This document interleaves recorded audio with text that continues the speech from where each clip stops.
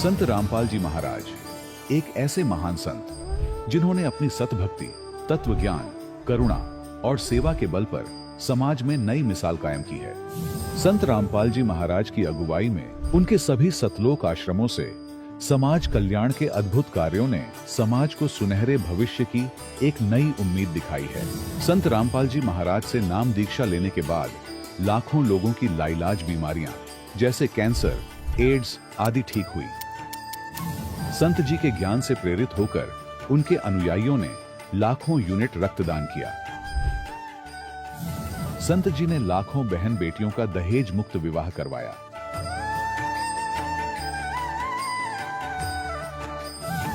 संत जी ने लाखों लोगों का नशा छुड़वाया, करोड़ों उजड़े परिवार बसे। संत जी के आश्रमों में समागम के दौरान निःशुल्क नेत्र चिकित्सा, दंत चिकित्सा प्रदान की जाती है। संत रामपाल जी महाराज द्वारा समय समय पर पर्यावरण संरक्षण के उद्देश्य से बड़े स्तर पर वृक्षारोपण किया जाता है। संत जी ने जरूरतमंदों को तत्काल राहत पहुंचाने के लिए एम्बुलेंस सेवा शुरू की। संत जी अपने अनुयायियों को देहदान के लिए प्रेरित करते हैं, जिससे मानवता की सेवा और चिकित्सा क्षेत्र में सुधार हो सके। संत रामपाल जी महाराज के सभी आश्रमों में हर रोज निःशुल्क भंडारा आयोजित किया जाता है, जहां हर वर्ग, हर जाति और हर धर्म के लोग एक साथ बैठकर भोजन करते हैं।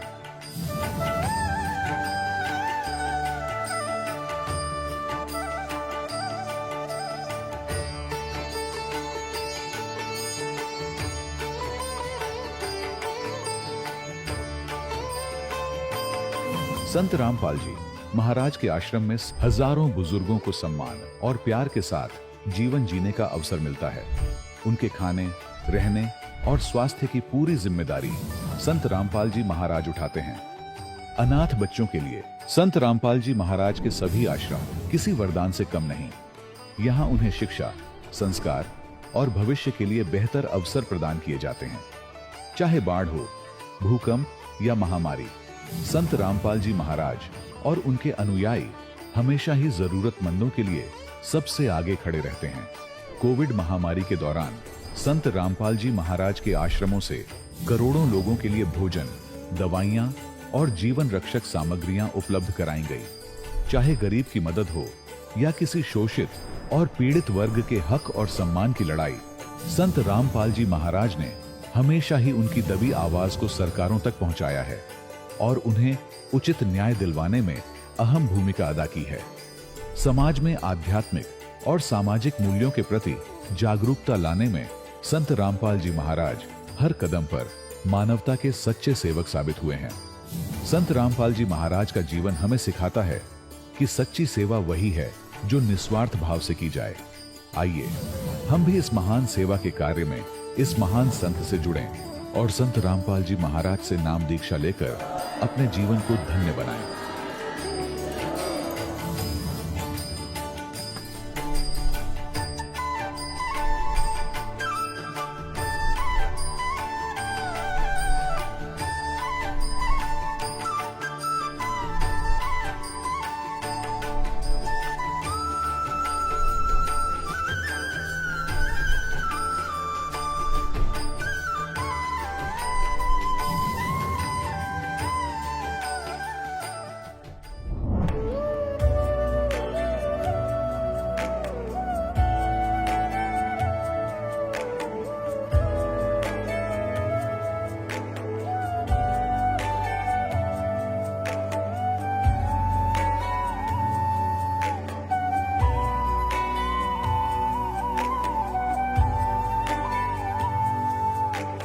गीता अध्याय 15 के श्लोक 16-17 में 3 प्रभु बताए हैं।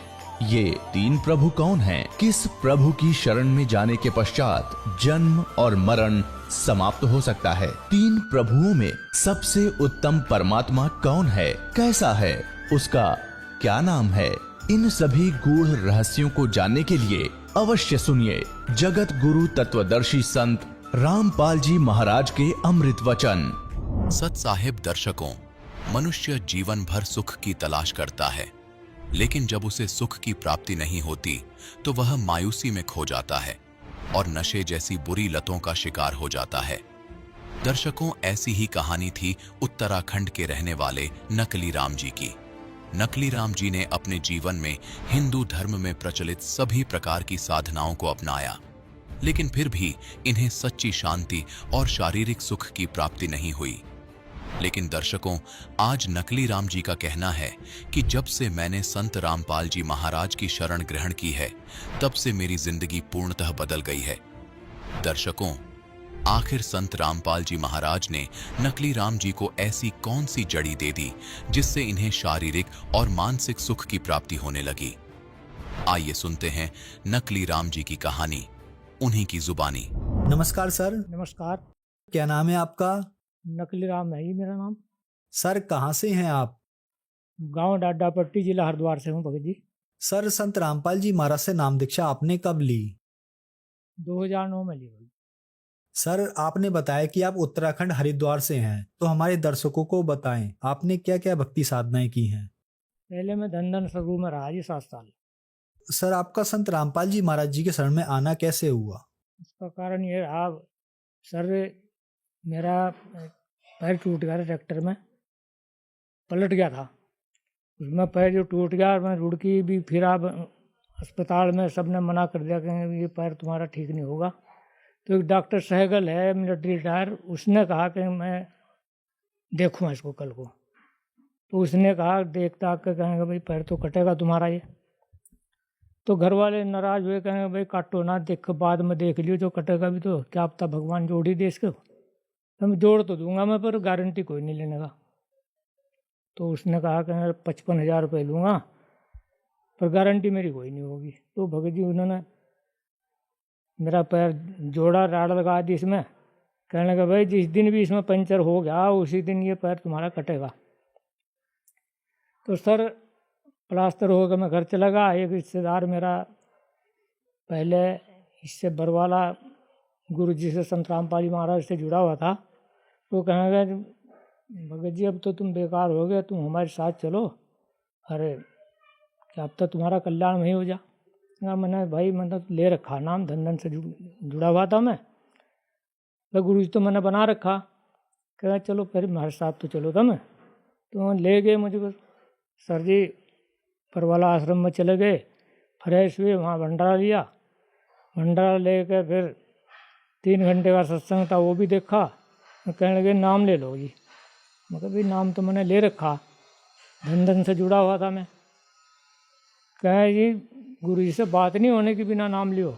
तो मैंने कहा, मैं कहा भाई चलो भाई नाम ले लो, गुरु जी से बात तो हो ही जाएगी कम से कम। तो वहाँ से सर जी मैंने नाम लिया। सर संत रामपाल जी महाराज से जब आपने नाम दीक्षा ली तो क्या आपको कोई लाभ भी मिले?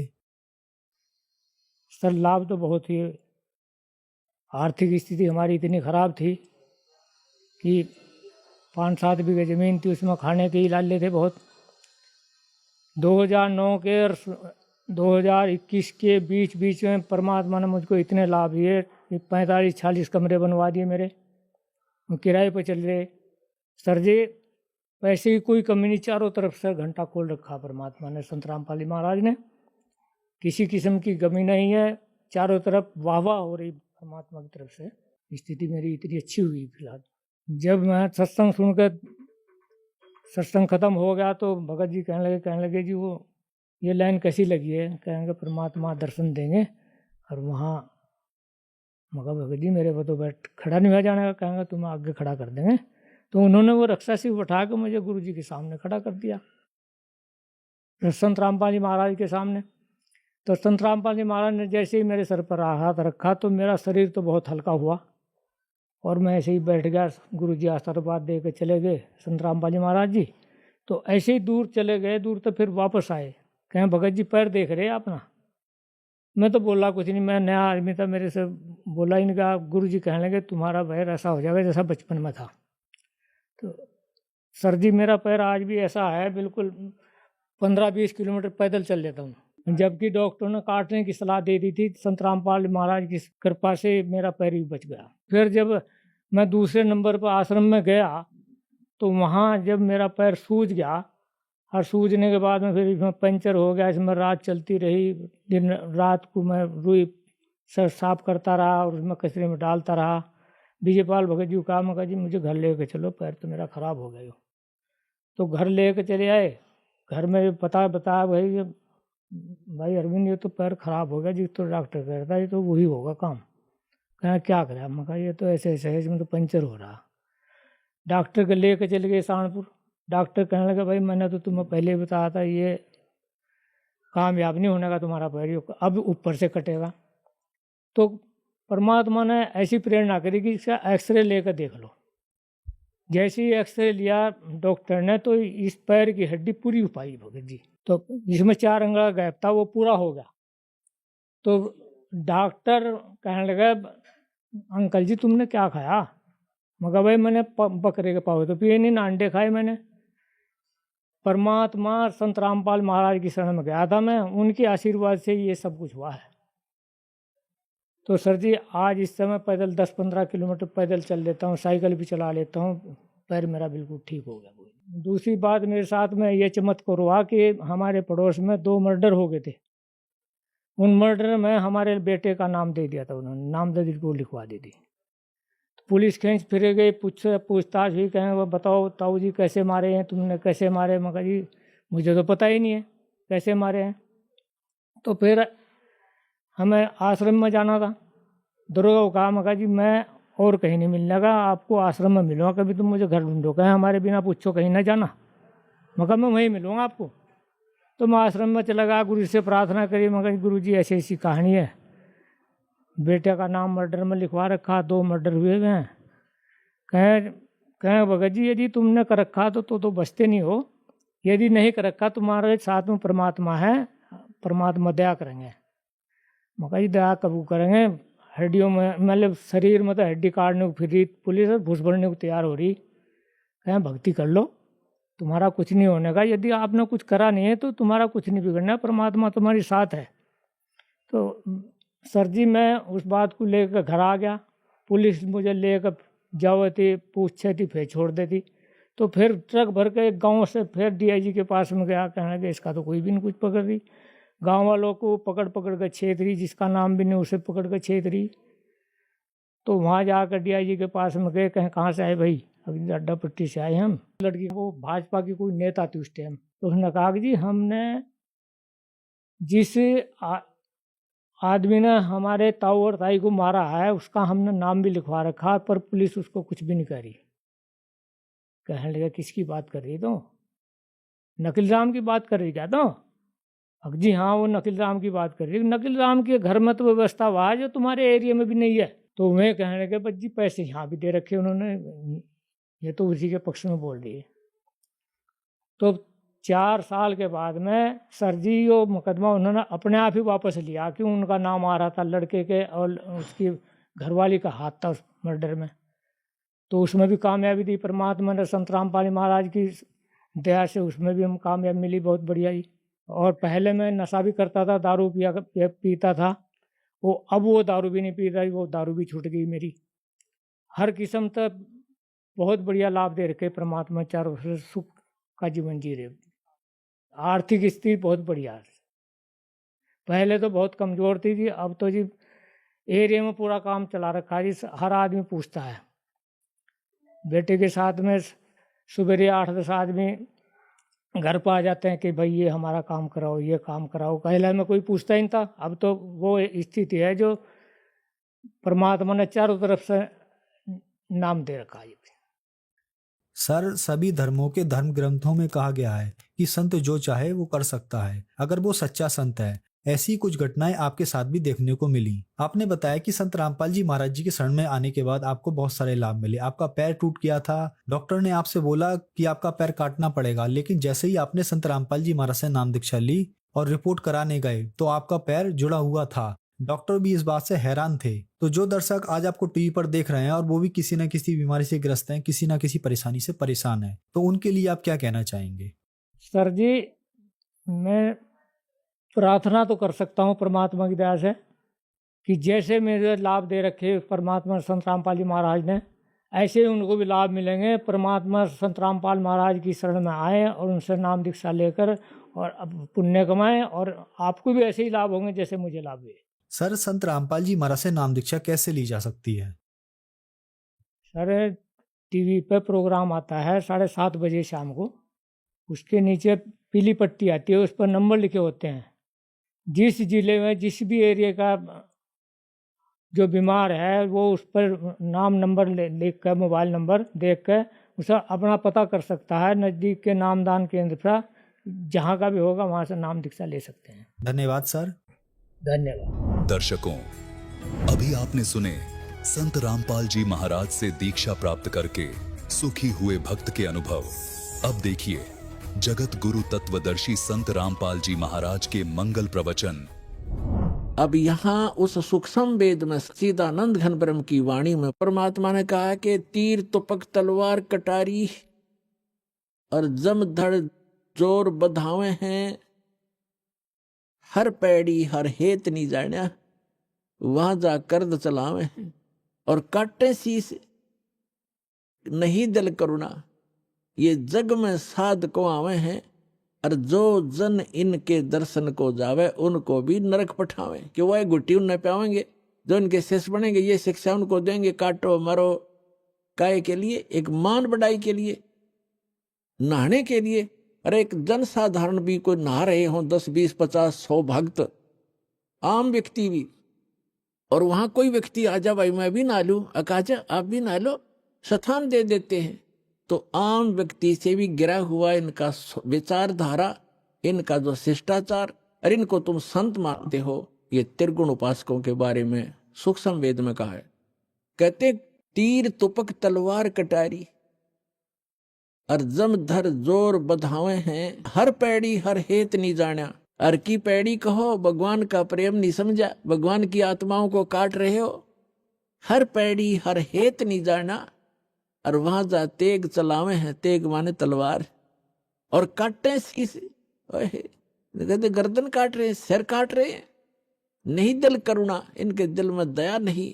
और ये जग में साध कवावे हैं, इनको साधु कहते हो, संत कहते हो। और जो जन इनके दर्शन को जावे, जो व्यक्ति इनके मत्था टेकन जावे, या इनको दान करने जाता है, या इनका शिष्टो प्राप्त करता है, उनको भी नरक पठावे, उनको भी नरक भेज देते ये त्रिगुण उपासक। अब आइए श्रीमद् भगवद गीता अध्याय नंबर 7 के मंत्र नंबर 12 से लेकर 15 में। इसमें गीता ज्ञानदाता ये ब्रह्म है, सरपुरुष है, ये कहता है कि ये जिनका ज्ञान ये त्रिगुणमयी माया, रजगुण ब्रह्मा, सतगुण विष्णु, तमगुण शिव जी, ये क्या कहता है गीता ज्ञानदाता 7वें अध्याय के 12वें श्लोक में, कि जो कुछ भी रजोगुण से हो रहा है, यानी रजोगुण से क्या होता है उत्पत्ति, और सतोगुण से स्थिति पालन, जो यहाँ हम एक दूसरे में मोह ममता से जकड़े बैठे हैं, और तमोगुण से संहार।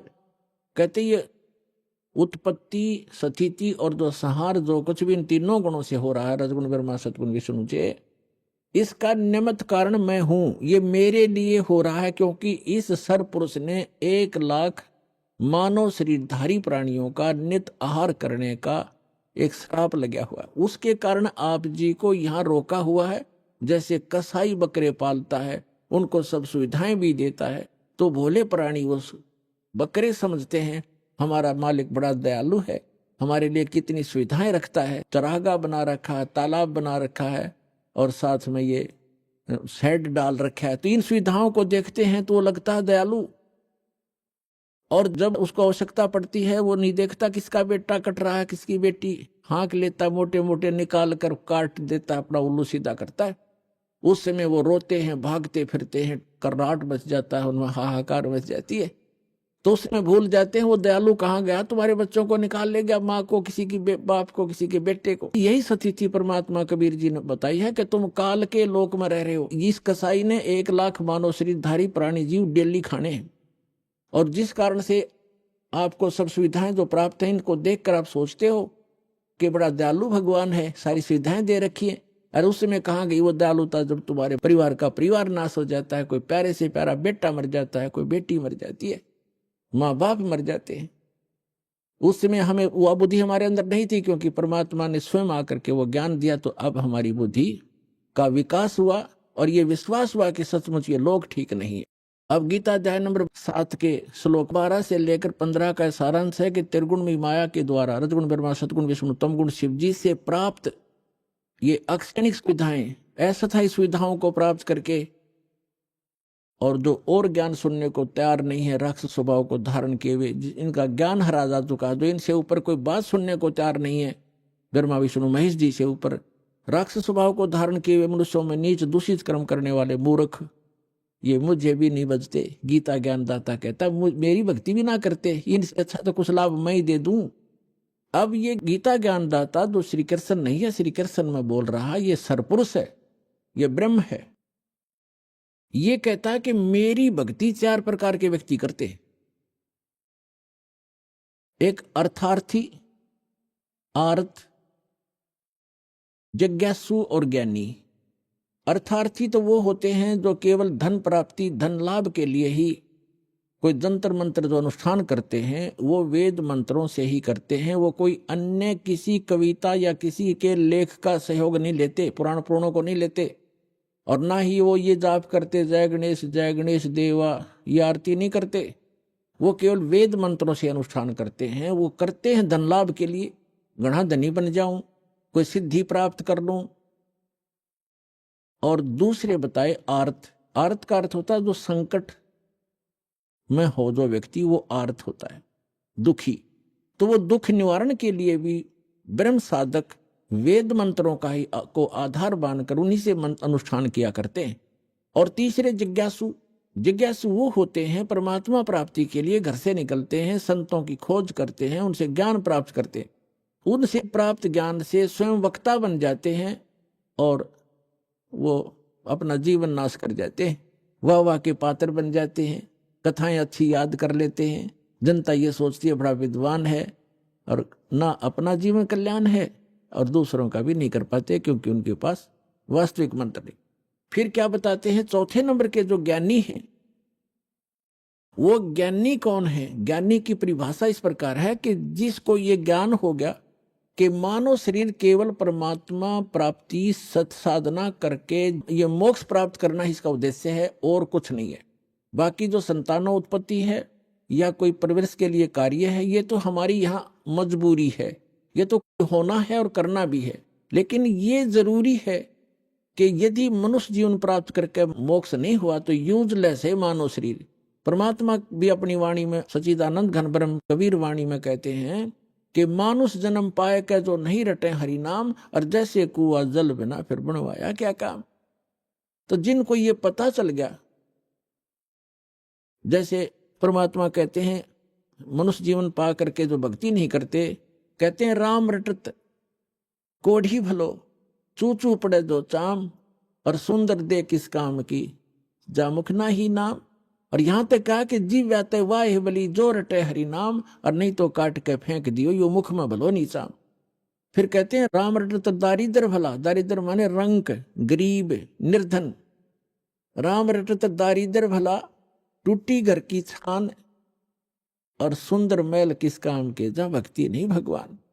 तो परमात्मा ने इतना महत्व दिया। इसी प्रकार सब सदग्रंथों में ये प्रमाण है कि मनुष्य जीवन परमात्मा प्राप्ति मोक्ष कराने के लिए, शुभ कर्म करने के लिए ही प्राप्त होता है। तो ज्ञानी आत्मा को ये विश्वास हो जाता है कि ये आन उपासना, देवी देवताओं की पूजा, ब्रह्मा विष्णु महेश तक की पूजा, या श्राद्ध आदि निकालना, या कोई और उपासना जो हम करते हैं, तीर्थ आदि की उपासना, ये मोक्षदायक नहीं है। उनको ये पता है कि पूर्ण परमात्मा की भक्ति से पूर्ण मोक्ष होता है और उसकी भक्ति से ही लाभ होता है। अब वो क्या करते हैं, जैसे गीता ज्ञानदाता कहता है कि ये चौथा जो ज्ञानी है वो मुझे प्रिय है और उसको मैं प्रिय हूं, क्योंकि वो मुझे इसलिए प्रिय है कि वो ब्रह्मा विष्णु महेश की पूजा छोड़कर ब्रह्म साधना पर लग गया है, उनसे कुछ अच्छा लाभ मिलेगा उसको।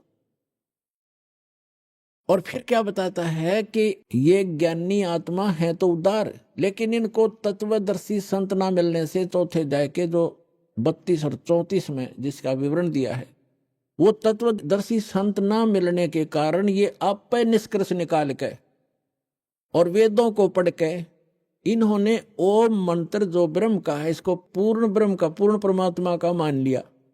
ओम नाम का जाप वेदों से और हठ योग ब्रह्मा जी से, क्योंकि श्रीमद देवी भागवत यानी देवी पुराण में 30वें स्कंद में ब्रह्मा विष्णु महेश की उत्पत्ति कथा लिखी है।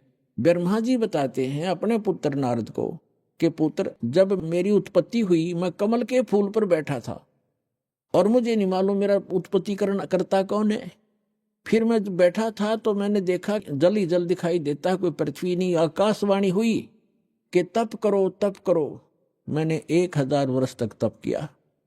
फिर 1000 वर्ष के तप करने के पश्चात कहा कि अब सृष्टि करो, यानी 1000 वर्ष तप करके उसमें बैटरी चार्ज कर दी, सिद्धि आ गई, वो इन्वर्टर चार्ज हो गया ब्रह्मा का, और उससे फिर आगे उस उत्पत्ति शुरू कर दी। फिर जो डिस्चार्ज हो जाए उसकी शक्ति खत्म हो जाती है तो फिर उसको मृत्यु हो जाती है, डाल दिया जाता है नरक में। तो यहाँ जो ब्रह्मा जी ने, ये आकाशवाणी तो थी ब्रह्म की और इसने मान ली पूर्ण परमात्मा की, क्योंकि वो गुप्त रहता है, सामने आता नहीं। ये काल भगवान ब्रह्म, इसने आकाशवाणी कर दी तप करो तप करो। ये वेद में नहीं है, वेद तो ब्रह्मा जी को बाद में प्राप्त हुए हैं और ये पहले उसको आकाशवाणी कर दी। तो ब्रह्मा जी ने वो तप वाली आकाशवाणी मान ली कि भगवान की है। इनको भगवान का पता ही नहीं कौन है, आज तक इन अपने पिता के दर्शन नहीं हो लिए, वो गुप्त रहता। उसने प्रतिज्ञा कर रखी है 7 में जाके 24 और 25 श्लोक में श्रीमद् भगवद गीता में प्रमाण है। तो इन्होंने सभी ऋषियों ने और इंक्लूडिंग विष्णु और शिव ने ब्रह्मा जी से ज्ञान प्राप्त है, इसको विद्वान मानते हैं ये कि वेदों का ज्ञान इसी को। तो इसने ओम नाम तो वेदों से दे दिया और आकाशवाणी वो ले ली जो इसने सुनी थी। तो दोनों का मिश्रण करके ये साधना शुरू करते हैं। जितने भी ऋषि महर्षि हुए, ये जो तप है ये तो है शास्त्र विधि त्याग का मनमाना आचरण, और ओम जाप है ये शास्त्रोनुकूल साधना। तो इन दोनों का मिश्रण करके साधना करते हैं। तो तप करने से तो इनको राज्य प्राप्त होता है, तप हठ योग करते हैं और उससे सिद्धियां भी आ जाती हैं, और ओम नाम के जाप से इनको ब्रह्म लोक प्राप्त होता है। लेकिन गीता अध्याय नंबर 8 के श्लोक नंबर 16 में कहा कि ब्रह्मलोक पर्यंत भी ये सभी साधक पुनरावृत्ति में जन्म मृत्यु होता है। जो गीता अध्याय नंबर 15 के श्लोक नंबर 4 में कहा है कि उस तत्वदर्शी संत की प्राप्ति के पश्चात परमेश्वर के उस परम पद की खोज करनी चाहिए, जहां जाने के बाद साधक लौटकर फिर कभी संसार में नहीं आते। तो वो उस परमात्मा की भक्ति करो जिसने सब ब्रह्मांडों की रचना की। तो ओम नाम के जाप से वो प्राप्ति नहीं होती। उसके लिए अभी आपको बता दिया था कि 17वें अध्याय के 23वें श्लोक में कहा कि वो 3 मंत्र का जाप है और तत्वदर्शी संत बतावेगा, उससे होगा। तो यहाँ जो प्रसंग चल रहा है, तो यहाँ 7वें अध्याय के 18वें श्लोक में गीता ज्ञानदाता कहता है कि ये ज्ञानी आत्मा सभी की सभी हैं तो उदार है, नेक हैं, परमात्मा के लिए समर्पित हैं, घर त्याग दिया है, जीवन भी न्यौछावर कर दिया है, सूख कर काटा हो जाते हैं, परमात्मा पाने के लिए निराहार बैठे रहते। लेकिन ये उदार आत्मा मेरे वाली अनुत्तम गति में सरपुरुष, गीता ज्ञानदाता सरपुरुष ये कहता जन्म मृत्यु तो तेरी मेरी भी होगी अर्जुन, तेरी भी होगी मेरी भी होती रहेगी, और युद्ध भी करना पड़ेगा, शांति नहीं हो सकती, मेरी साधना से प्राप्त नहीं हो सकता। वो तो तत्वदर्शी संत बताते हैं, उनसे सुनो। तो तत्वदर्शी संत ना मिलने से कहते हैं कि ये ज्ञानी आत्मा है तो उदार, ये नेक आत्माएं हैं, परमात्मा के लिए समर्पित है। तत्वदर्शी संत के अभाव से ये मेरे वाली यानी ब्रह्म की साधना अनुतम अनुतमाम अति अश्रेष्ठ घटिया साधना में गति में, घटिया गति में ही आश्रित रह गए। घटिया गति यानी जन्म मृत्यु जब तक नहीं मिटेगी, शाश्वत स्थान नहीं मिलेगा, तो वो साधना वो गति उससे प्राप्त सथीछी गति माने वो स्थान भी यूजलेस है, वो गति भी अनुतम है। अरे इन्होंने यहाँ बुद्धि स्लिप कर गया। यहाँ से स्टार्ट हुआ था सत्संग कि जितने भी ये परमात्मा ने अनुवाद ही नहीं से करवा दिया, और जहां इनकी बुद्धि ने काम नहीं किया वहां इनकी बुद्धि स्लिप कर गई, इन्होंने अर्थों के अनरस कर डाले। तो उदाहरण के तौर पर ये है 7वें अध्याय का 18वें श्लोक में अनुतम शब्द है, अनुतमाम, अनुतम अनुतमाम यानी कति अश्रेष्ठ, बिल्कुल अश्रेष्ठ, घटिया। अनुत्तमम का अर्थ होता है। जैसे उच्चतमम, उच्चतम माने सर्वोच्च, और अनुत्तमम, उत्तमम तो उच्च होना, अनुत्तम का कति घटिया होना चाहिए। तो इनने यहां कर दिया कि भगवान अपनी साधना को, क्योंकि श्री कृष्ण को सुप्रीम पावर मान रहे थे विष्णु जी को, अपनी साधना को अनुत्तम कैसे बताएगा, अश्रेष्ठ कैसे कहेगा। इसलिए इन्होंने शब्दार्थ बदल दिए, अनरस कर दिए। ये कह रहा है कि मेरी साधना भी अनुत्तम है, जन्म मृत्यु समाप्त नहीं हो सकती, युद्ध अर्जुन करना ही पड़ेगा। जहां युद्ध है वहां शांति कहां? तो 18वें अध्याय के 62वें श्लोक में वर्णित वो शाश्वत स्थान और परम शांति इस ब्रह्म की साधना से प्राप्त नहीं हो सकती। इसलिए 7वें अध्याय के 18वें श्लोक में अपनी गति को भी अनुत्तमम, अति अश्रेष्ठ, घटिया कह रहा है। और फिर तुरंत 7वें अध्याय के 19वें श्लोक में क्या कहता है? बहुनाम जन्मानाम अन्ते ज्ञानवान माम प्रपद्यते। बहुनाम जन्मानाम यानी बहुत ही जन्मों के अंत के किसी जन्म में ये ज्ञानी आत्मा, ज्ञानवान, माम प्रपद्यते, मुझ ब्रह्म की साधना करते हैं। मुश्किल से नाते नीचे की साधना को देवी देवता भूत पितर आदि में उलझे रहते हैं, तीर्थ व्रतों पर लगे रहते हैं। यहां बताता है कि बहुनाम जन्मानाम अन्ते ज्ञानवान माम प्रपद्यते। और वासुदेव सर्वमिति, समात्मा सो दुर्लभ है। ओए होए, क्या कहता गीता ज्ञानदाता कि वासुदेव ही सर्वम, सब कुछ है, वासुदेव ही सब कुछ है। ये बताने वाला महात्मा बड़ी मुश्किल तय मिलेगा। वासुदेव कौन है?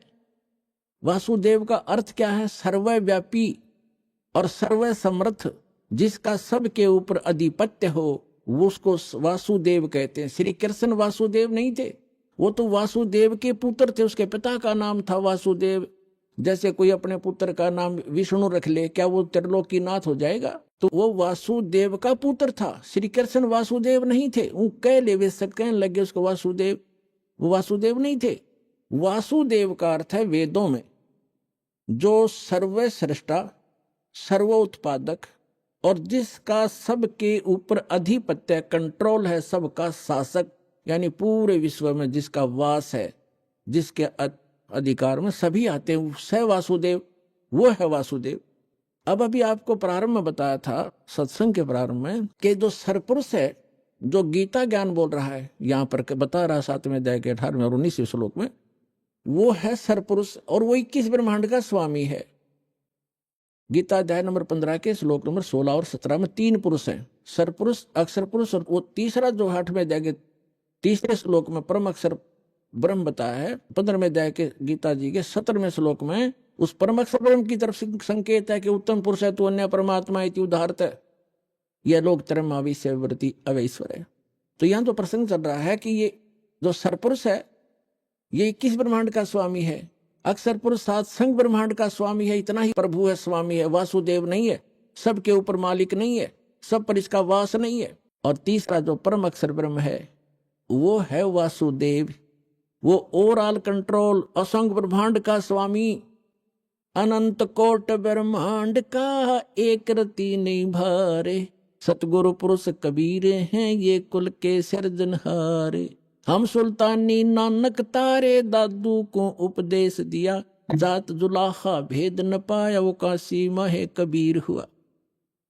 तो वो वासुदेव है। अब यहाँ 7वें अध्याय का 19वें श्लोक का जो सारांश है वो क्या कहता गीता ज्ञानदाता कि बहुनाम जन्मानाम अन्ते, बहुत बहुत जन्मों के किसी अंत के जन्म में ज्ञानवान ज्ञानी आत्मा माम प्रपद्यते, मेरी भक्ति करते हैं, मेरी पूजा करते हैं।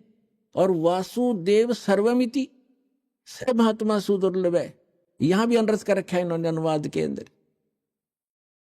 कि श्री कृष्ण कह रहा है कि मैं वासुदेव हूं और मुझे जो जानता है वो बड़ा मुश्किल से मिला। कृष्ण का सब ने पता, बालक बालक ने पता इसका। तो कहने का भाव ये है कि वो ये कह रहा है कि जो ये बतावेगा संत के वासुदेव ही सर्वम, यही पूर्ण परमात्मा है, यही पूर्ण मोक्षदायक है, इसी की साधना से शाश्वत स्थान प्राप्त होगा और ये पाप नाशक है, ये सब ब्रह्मांडों का कुल का मालिक है, ये बताने वाला महात्मा बड़ी मुश्किल से मिलेगा। ओए होए।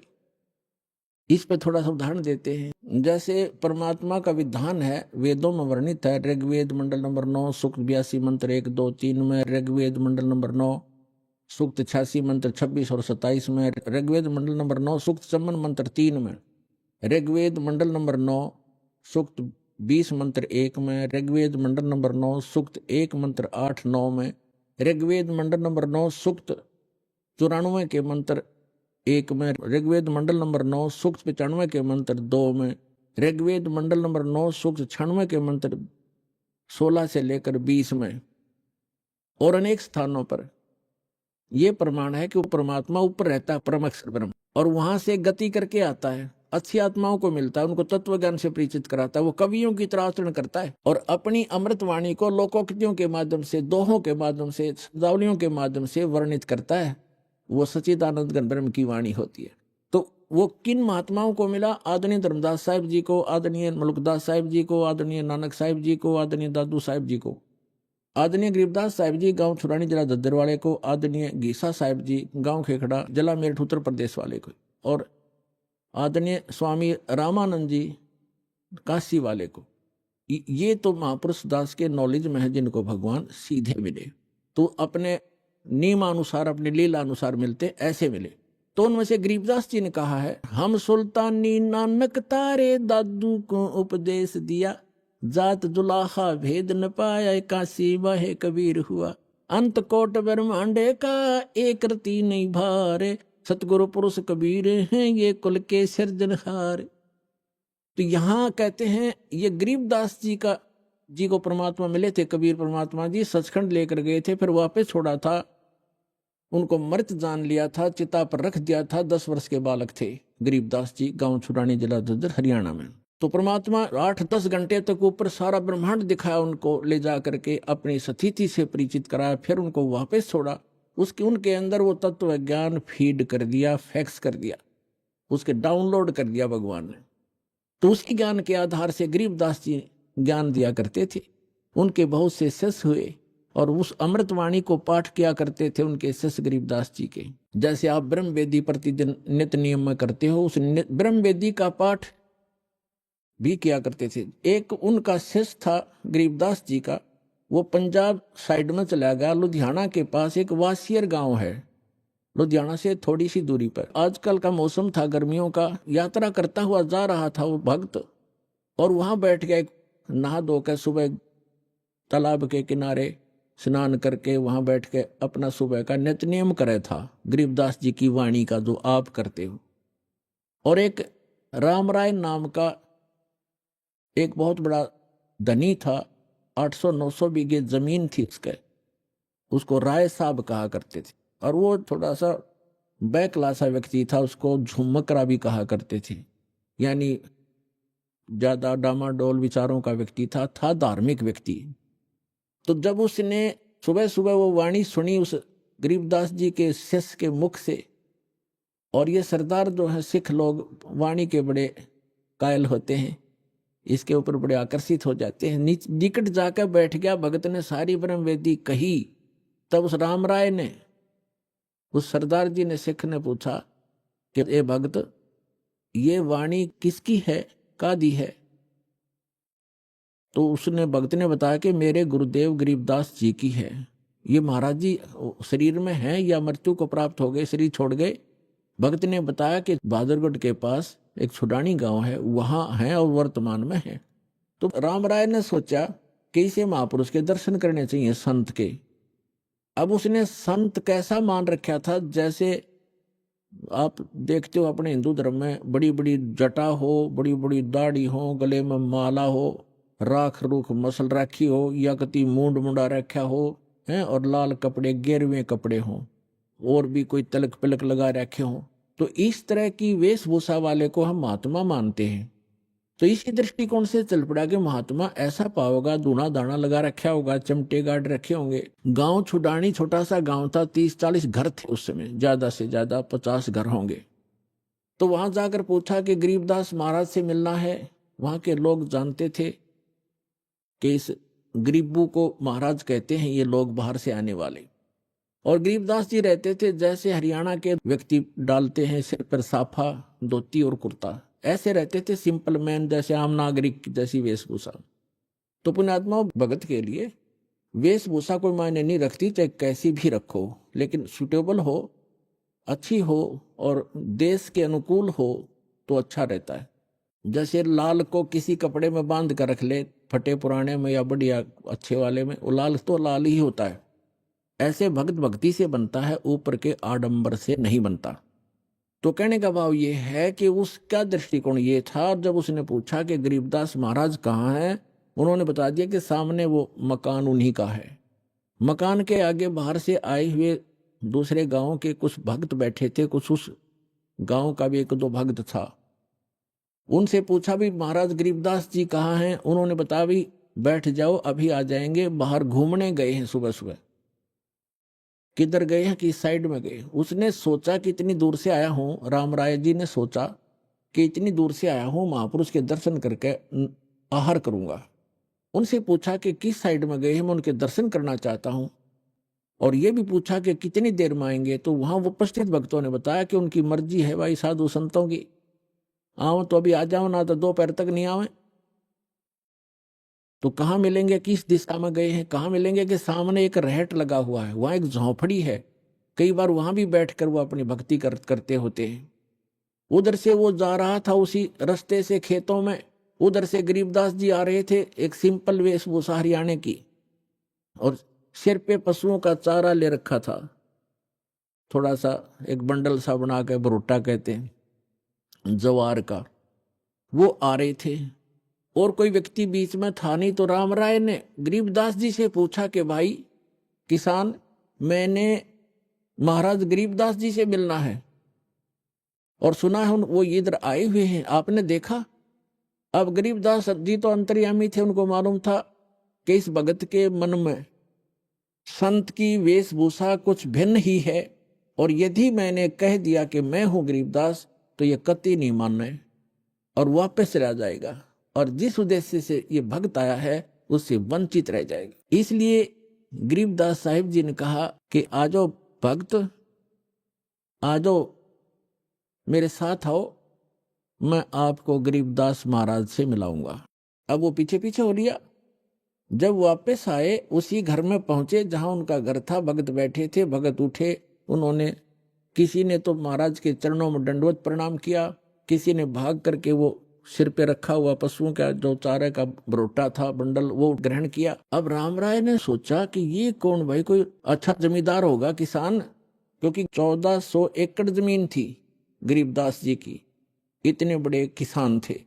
तो उसने सोचा ये किसान होगा कोई। उनसे पूछा भगतों से कि वो ये कौन है भाई? तो वो भगत जो कह नहीं, यही तो है गरीबदास जी महाराज। अब उस सरदार जी का तो सिर घूम गया कि यो महाराज, ये तो एक आम आदमी है, सिंपल मैन, धोती कुर्ते वाला किसान है।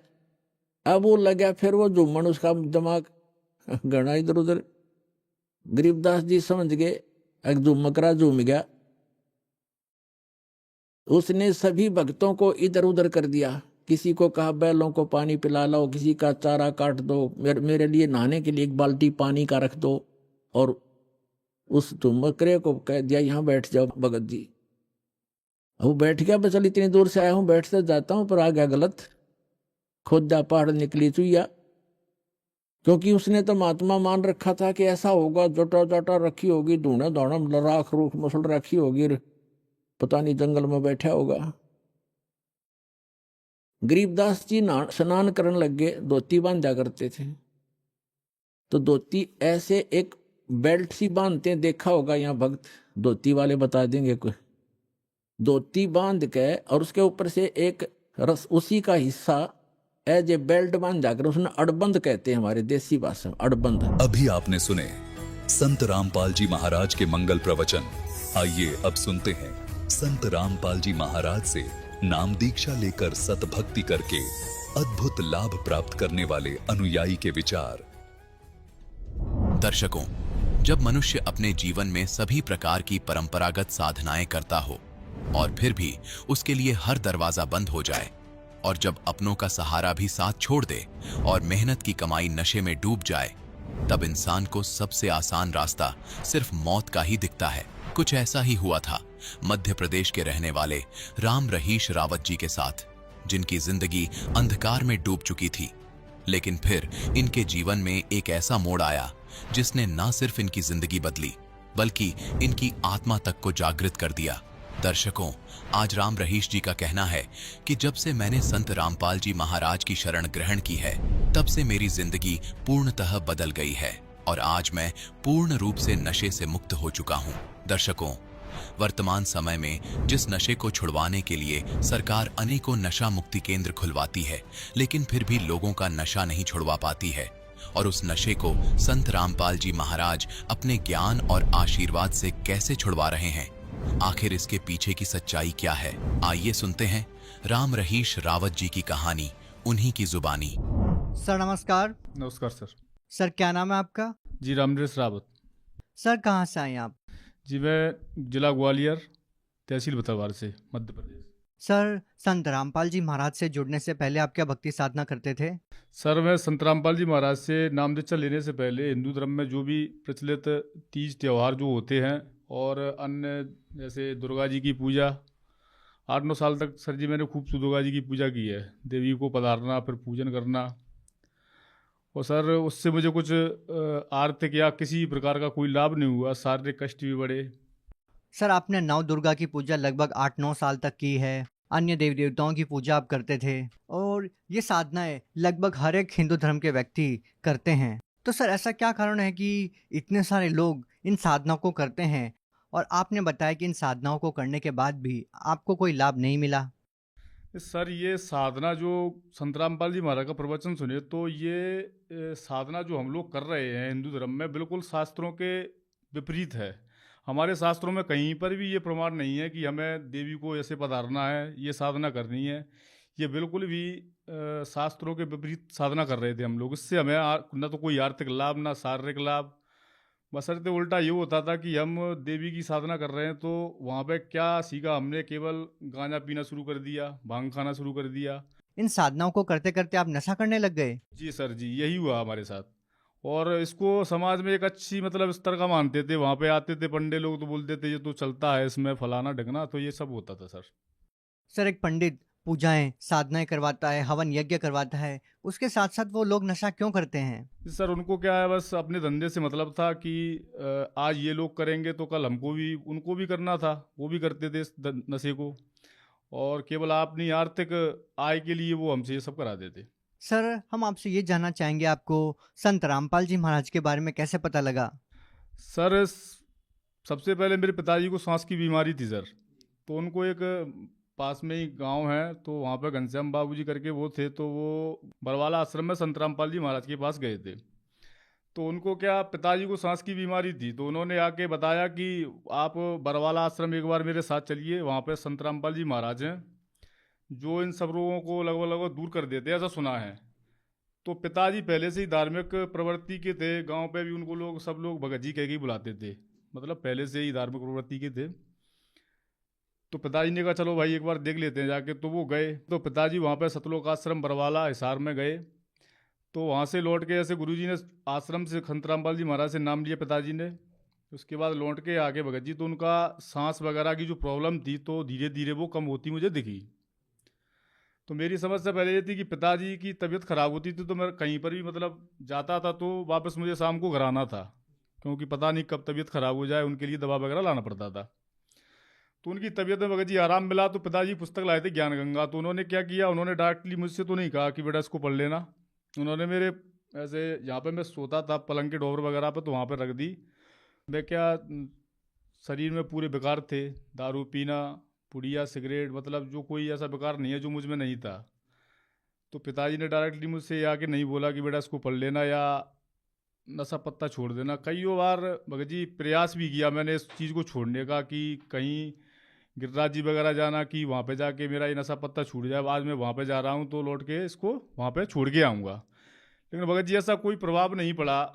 तो फिर उसके बाद जैसे पिताजी ने उस पुस्तक को मेरे वहाँ पर रख दिया तो मैंने उसको पढ़ा, सर जी मैंने वो सृष्टि रचना को पढ़ा तो मेरे दिमाग में ऐसी बात फिट हो गई भगत सर जी की ये गुरु जी पूरे हैं संत रामपाल जी, इनसे मुझे नाम लेना है। उसके बाद फिर मैंने संत रामपाल जी महाराज का प्रवचन टीवी पर देखना शुरू किया, जिससे मैं प्रभावित होकर सर जी ग्वालियर में नामदान केंद्र है, वहाँ पे मैंने जाके दीक्षा ली। सर पहले जो आपने पूजा साधना की उनसे आपको कोई विशेष लाभ नहीं मिला, तो हम आपसे ये जानना चाहेंगे क्या संत रामपाल जी महाराज से नाम दीक्षा लेने के बाद आपको कोई लाभ मिला? सर सबसे पहला लाभ तो सर शरीर में जो विकार थे, जो पहले लोग मुझे देखते थे वो अब मुझे पहचान नहीं पाते हैं कि ये वही है। सर दारू मुर्गा अफीम गांजा भांग मतलब टोटली सब मैं करता था सर, ये पूरे अमाल मुझ में थे। उसके बाद संत रामपाल जी महाराज से नाम लेने के बाद सर ये विकार तो छूटे ही, साथ में पथरी की प्रॉब्लम आई थी मेरे पेट में। उसके बाद मैंने उसका अल्ट्रासाउंड वगैरह कराया तो 7-8 mm की पथरी उन्होंने बताई। तो सर उसके बाद फिर इलाज वगैरह थोड़ा बहुत मैंने मेडिकल से कराया, तो उससे मुझे कोई लाभ नहीं हुआ। फिर मैंने गुरुजी से प्रार्थना लगाई, संत रामपाल जी महाराज से प्रार्थना लगाई, गुरुजी आप तो सब दुखों का निवारण करते हैं, तो ये फिर मुझे पथरी क्यों हुई? तो सर जी जैसे मैंने आज प्रार्थना लगाई तो सुबह मेरी पथरी उसी पेशाब की नली से बाहर निकल गई। मैंने खुद उसको देखा और महसूस किया, मतलब निकली जब। उसके बाद सर जी अभी लगभग महीने भर पहले की बात है, तो दास अपना ट्रैक्टर लेके खेत पे जा रहा था, बच्चा भी मेरा छोटा वाला साथ में था। तो सर जी ट्रैक्टर रास्ते में पलट गया, इसका मैंने साथ मेरे पास वीडियो भी है, जो कुदरत में परमात्मा ने ही बनवाया था शायद इसी दिन के लिए। तो वो वीडियो बना तो भगत जी ट्रैक्टर पलटा मेरा, और बच्चा और मैं दोनों ट्रैक्टर के नीचे। तो ट्रैक्टर पलटा तो परमात्मा की याद आई भगत जी, उस समय बस संत रामपाल जी महाराज की याद आई, और ना मैं ट्रैक्टर से कूदा ना मेरा बच्चा ट्रैक्टर से कूदा, ट्रैक्टर उल्टा हो गया। उसके बाद मैंने अपने बच्चे को वहीं से पूछा, बेटा तेरे कहीं लगी तो नहीं है? बोले बेटा मेरे तो कहीं, पापा जी मेरे तो कहीं नहीं लगी, आपको तो नहीं लगी? मेरा बच्चा मुझसे बोला। तो मैंने कहा बेटा ठीक है, इससे निकलो धीरे धीरे आराम से। तो हम दोनों उसके ट्रैक्टर के नीचे से भगत जी निकल के आए। सर संत रामपाल जी महाराज के अनुयायी ये दावा करते हैं कि जो भी उनसे नाम दीक्षा लेता है उनका नशा छूट जाता है, तो हम आपसे ये जानना चाहेंगे क्या संत रामपाल जी महाराज आप लोगों का नशा छुड़वाने के लिए, अपने अनुयायियों का नशा छुड़वाने के लिए क्या कोई दवाई या जड़ी बूटी देते हैं जिसको लेने के बाद व्यक्ति नशे को त्याग देता है? नहीं सर जी, संत रामपाल जी महाराज कोई जड़ी बूटी वगैरह तो नहीं देते हैं, केवल वो शास्त्रों में, जो हमारे शास्त्रों में प्रमाणित भक्ति विधि है, जो हमारी गीता जी प्रमाणित करती हैं, हमारे धर्मशास्त्र प्रमाणित करते हैं, केवल वो शास्त्रों से प्रमाणित भक्ति विधि हमें देते हैं बस। इसके अलावा कोई जड़ी बूटी और जो सही प्रमाणित मंत्र वगैरह हैं जो वो हमको दिए जाते हैं। सर जैसा कि आपने बताया कि आपने लगभग 8-9 साल तक नव दुर्गा की पूजा की, तो हम आपसे ये जानना चाहेंगे जो देव देवताओं की पूजा पंडित लोग करवाते हैं और संत रामपाल जी महाराज जी से नाम दीक्षा लेते ही संत रामपाल जी महाराज जी उन देव देवताओं की भक्ति करने की एक अलग ही विधि बताते हैं, तो क्या संत रामपाल जी महाराज द्वारा बताई गई विधि सही है? नहीं सर, ऐसा कुछ नहीं है कि संत रामपाल जी बिल्कुल जो देवी देवताओं की भक्ति हम करते थे उनका संत रामपाल जी ने तरीका बदल दिया, केवल शास्त्रों के अनुसार वो साधना करा रहे हैं। सर इतने सैकड़ों वर्षों से जो पूजा विधि चली आ रही है, संत रामपाल जी महाराज जी उसको बदलवा क्यों रहे हैं? सर जी अन्य धर्मगुरु जो हैं वो उन्होंने कभी हमें वेद शास्त्र खोल के नहीं दिखाए हैं, ना हमें ये बताया कभी कि ये पूजा इस शास्त्र में लिखी हुई है जिसके आधार से ये पूजा करा रहे हैं। इसके विपरीत संत रामपाल जी महाराज ने हमें शास्त्रों में दिखा दिखा के कि बेटा यहाँ पे ये लिखा है, इस वेद में ये लिखा है, इस शास्त्र में ये लिखा है, इस तरह से हमें भक्ति बताई है, जिससे सर जी हमें खूब आर्थिक लाभ हुए हैं। जो भक्ति हम पहले अन्य धर्मगुरुओं द्वारा बताई हुई करते थे उससे हमें लाभ तो कुछ नहीं हुआ, केवल शरीर में विकार और सब तरह से घाटा ही घाटा हुआ है। सर जो लोग आज भी देव देवताओं की पूजा करते हैं और उन पूजाओं को करते करते भी आपकी तरह उनको लाभ नहीं मिल रहा है, तो उन लोगों को आप क्या संदेश देना चाहेंगे, क्या कहना चाहेंगे? सर मैं संदेश देना चाहूँगा सर कि अगर हम किसी कार्य को करते हैं, या तो हम उस कार्य को सही से करेंगे तो हमें उसका लाभ मिलेगा। अगर उस कार्य को हमको करना नहीं आता और फिर हम उसको करेंगे तो सर उससे हमें घाटा पड़ेगा सीधा। तो हम जो साधना पहले कर रहे हैं वो साधना सही शास्त्रों के अनुसार नहीं है, जिससे हमें उसका कोई लाभ नहीं मिल रहा है। अगर हम संत रामपाल जी द्वारा बताई हुई साधना को, जो कि शास्त्रों के अनुकूल है, अगर उससे हम भक्ति करेंगे तो हमें लाभ मिलेगा ही मिलेगा। ये 100% प्रमाणित है। अगर वो आपकी तरह संत रामपाल जी महाराज जी से लाभ चाहते हैं तो वो संत रामपाल जी महाराज से नाम दीक्षा कैसे ले सकते हैं? सर, संत रामपाल जी महाराज के कईयों चैनलों पर प्रवचन आते हैं जिसमें नीचे नंबर दिए जाते हैं आश्रम के। वहाँ से आप संपर्क करके किसी भी नज़दीकी नामदान सेंटर का पता लगा सकते हैं और वहाँ पे जाके नामदान ले सकते हैं। अभी गुरुजी ने, संत रामपाल जी महाराज ने ऑनलाइन नामदान की व्यवस्था भी की रखी है जो घर बैठे आपको मिल सकती है। जी बहुत बहुत धन्यवाद। सत साहिब। संत रामपाल जी महाराज एक ऐसे महान संत जिन्होंने अपनी सतभक्ति, तत्व ज्ञान, करुणा और सेवा के बल पर समाज में नई मिसाल कायम की है। संत रामपाल जी महाराज की अगुवाई में उनके सभी सतलोक आश्रमों से समाज कल्याण के अद्भुत कार्यों ने समाज को सुनहरे भविष्य की एक नई उम्मीद दिखाई है। संत रामपाल जी महाराज से नाम दीक्षा लेने के बाद लाखों लोगों की लाइलाज बीमारियां जैसे कैंसर, एड्स आदि ठीक हुई। संत जी के ज्ञान से प्रेरित होकर उनके अनुयायियों ने लाखों यूनिट रक्तदान किया। संत जी ने लाखों बहन बेटियों का दहेज मुक्त विवाह करवाया।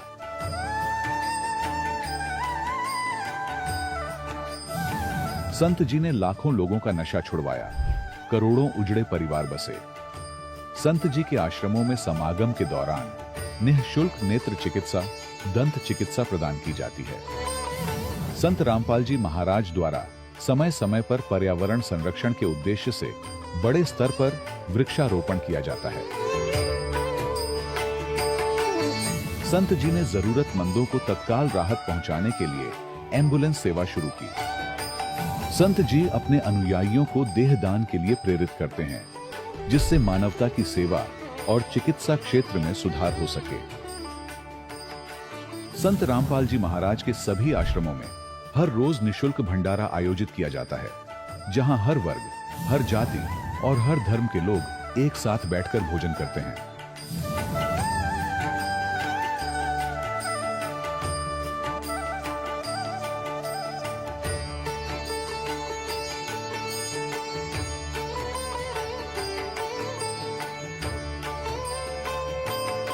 संत रामपाल जी महाराज के आश्रम में हजारों बुजुर्गों को सम्मान और प्यार के साथ जीवन जीने का अवसर मिलता है।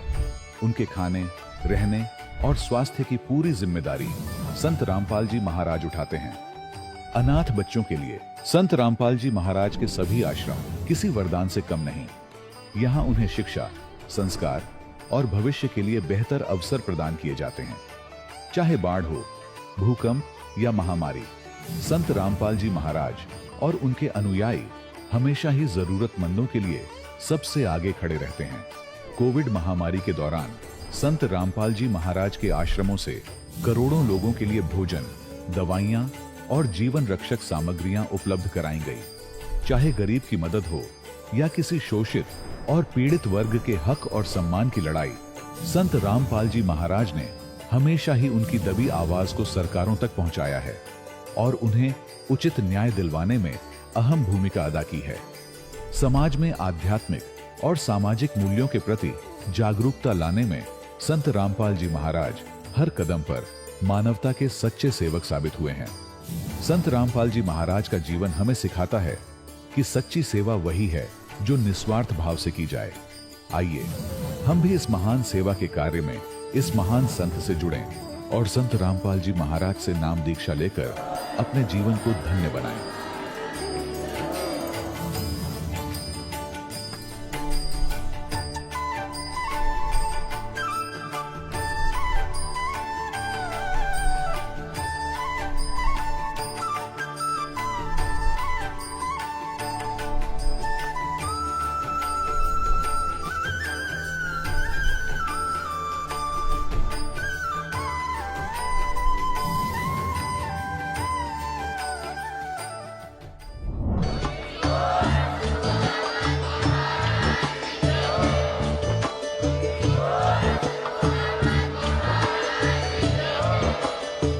सुन रहे थे जगत गुरु तत्वदर्शी संत रामपाल जी महाराज जी के मंगल प्रवचन। अधिक जानकारी के लिए विजिट कीजिए हमारी वेबसाइट www.jagatgururampalji.org। संत रामपाल जी महाराज जी के शुभ आशीर्वाद से पूरे विश्व भर में 500 से भी ज्यादा नाम दीक्षा केंद्र हैं, जिन पर संत रामपाल जी महाराज जी द्वारा ऑनलाइन निशुल्क नाम दीक्षा दी जा रही है। अपने नजदीकी नाम दीक्षा केंद्र का पता करने के लिए संपर्क करें 8222880541।